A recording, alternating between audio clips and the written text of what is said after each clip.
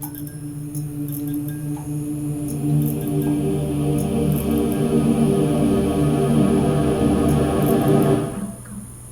many times you see every drawing book and video out there, it has a simple ball with a light on there. And oftentimes it gives you this kind of drastic explanation of what it is. And so in order to understand it, there's a couple things that you need to understand. And it's actually pretty simple when you think about it, but you have to understand what you're thinking about from that standpoint. Okay, and so it starts out with pretty much a ball sitting on a ground plane. And the first and foremost thing that you have to understand is that when you have a ball sitting on a ground plane, you are ultimately have some sort of light source. And that light source is pretty much just floating here, and it's shining, and it's aiming at this spot right there. Just put a little bit of a ball. So it's aiming at that spot. And what you have to understand is that that light source is ultimately on a sphere, like so. And that light source is basically pointing in this direction, like so. And we'll just say the camera is over here, looking at it like this. So what we need to understand is a couple things.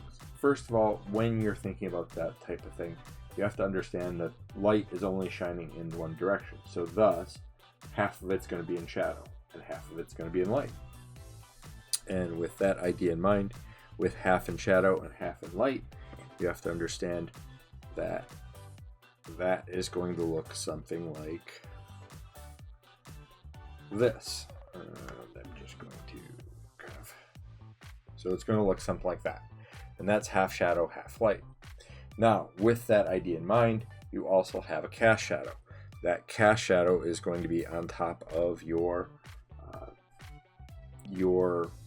table like this, okay? And that is going to be that cast shadow, like so. All right, so that is basically the two-tone version of what we're doing, okay? Now, what you have to understand is that light itself does not work like we think it does. So light is not a constant. Light actually falls off. So this light over here is at 100%. Over here, it's at a third of that. So we'll say, or a quarter of that. So we'll say this is at 25%. And then as it continues on, it gets weaker and weaker. So this might be 5%, so on and so forth. Now, there's a mathematical formula. You don't really need to understand it too much, but you just need to understand that light at its point is not as strong going back in space. So with that idea in mind, what's happening is our light is hitting this at a perpendicular section here. So that perpendicular section basically is going to receive the most light. It is going to give us the percentage, the highest percentage of that light. So that's where our highlight is going to be. Everything else is in shadow. Now, with that idea in mind, you have to also understand how things work from that standpoint. For example, our light, as it falls off, is going to basically not be as strong as here as it would be here. So at here, we might have less light. Also, the light is shining on this, and depending on how reflective that surface is going to be, it's going to be less bright as it gets closer to parallel with the light. So this is going to be our shadow, and this is going to be our light. Pretty simple to understand. So how is that going to affect things? Well, here it's going to affect things by ultimately changing up it's going to change up our shadows. So here, it's going to basically start blurring out our shadows and going to give us a softness to where that light hits, okay? It's pretty simple. Now, because of our brightness here, and I'm going to add a brightness, this is our brightness of our light here.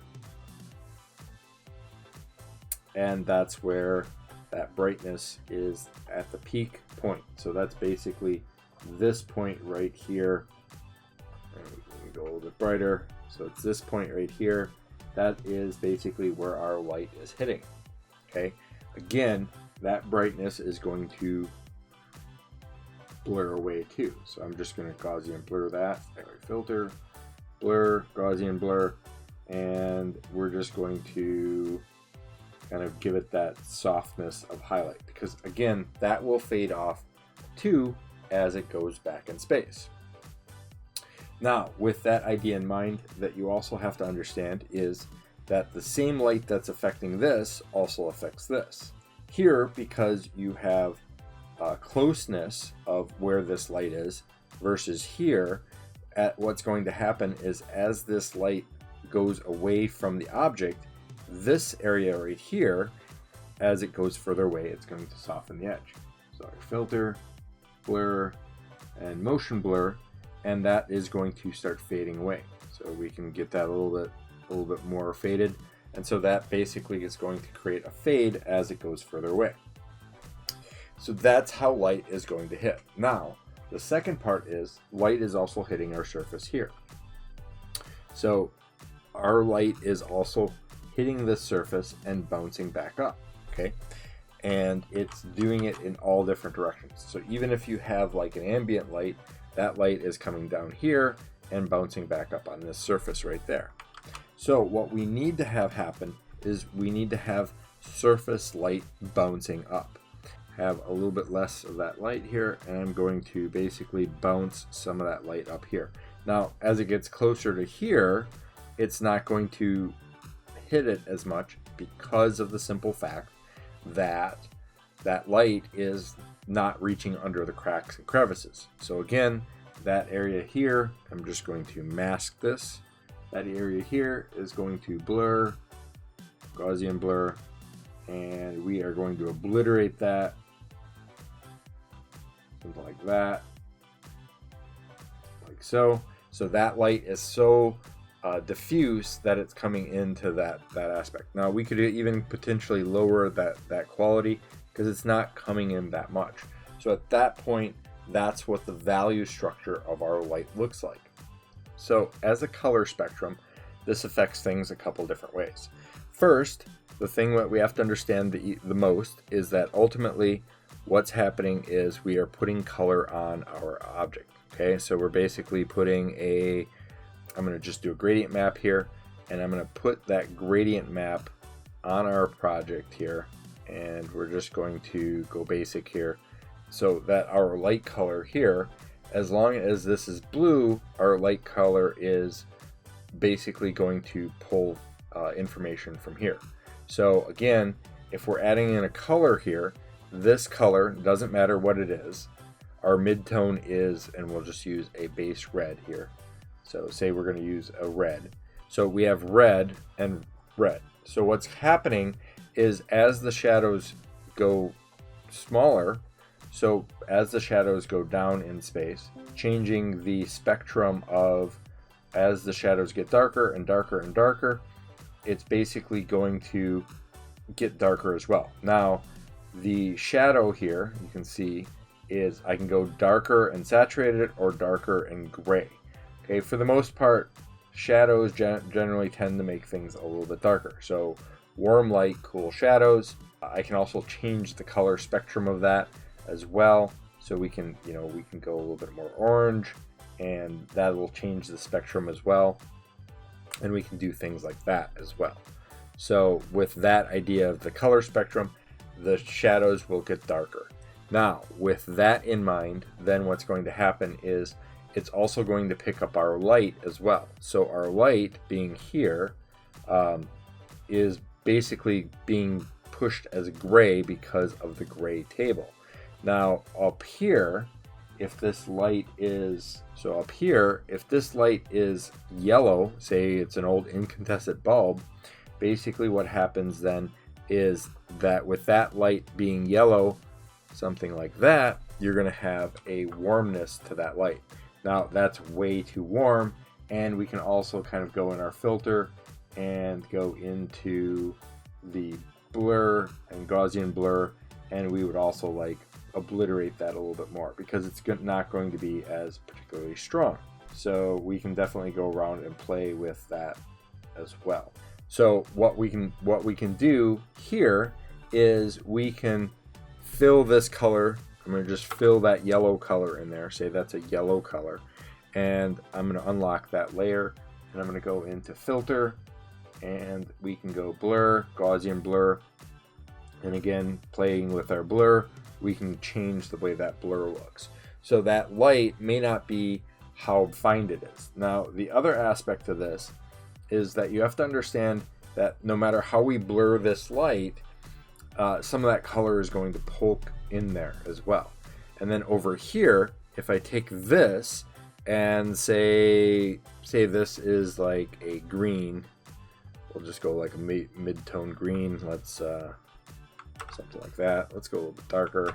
So as soon as we do something along those lines, what's going to happen is that green is going to bounce that light up over. And so that's where this shadow comes in. And now this shadow will change into something a little bit more green.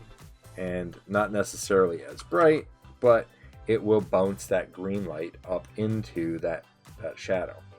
Okay?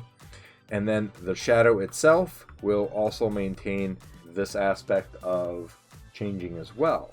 So if that's a warm light here, that means you have to have a cool color. That cool color could be blue, it could be any number of things from that standpoint.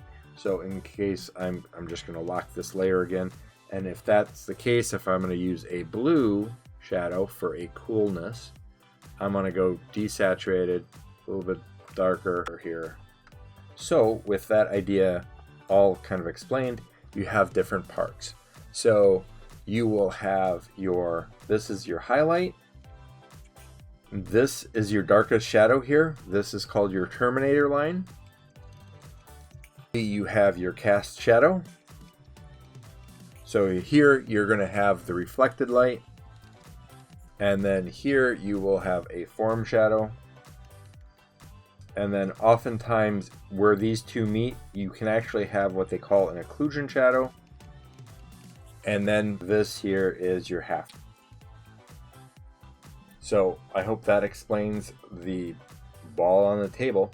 Let me know if you have any questions, and I hope you enjoyed. I hope you like this next video.